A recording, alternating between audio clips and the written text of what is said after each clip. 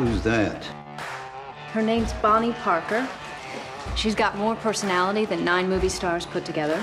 She's romantically linked with a rebellious, disenfranchised son of Texas. And it isn't just the man shooting the guns. So you're saying there's sex, too? I think the media was completely influential in the rise and fall of Bonnie and Clyde. Back then, because of the Depression, there's a certain kind of hatred and resistance to the government, to the law, and to banks because of all the foreclosures. And they were a kind of pointing fingers up to the law. First of all, film was being discovered. Trashy, short, cheap versions of certain tales were being sold to people with not much education, and there was a great market for that. Sentimentalizing one's life became very, very important because of how difficult life was.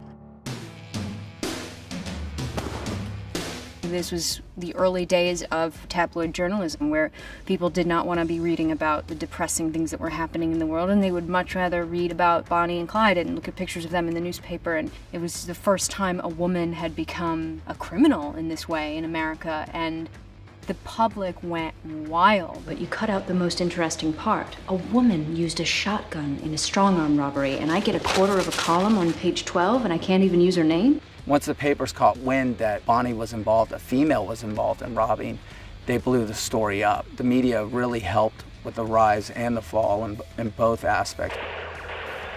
Pretty Boy and his ruthless associates opened fire with Tommy guns Why the hell ain't we up outside there? the camp. Bonnie and Clyde, I think, really aspired to be someone like Dillinger, who was a total mastermind and a pro. And the more that the media fueled stories about Dillinger, the bigger the job they wanted to do. Bonnie and Clyde, compared to John Dillinger and some of those other guys, were really sort of amateurs almost. But I think that the media certainly glamorized it, and it was good copy for all the newspapers to sell. So that definitely had an influence on them. They're seeing themselves being portrayed on the front page for all these different crimes in different newspapers, and it helped give them a certain motivation, you could say. You know what I think, Clyde? I think we ought to do a bigger job.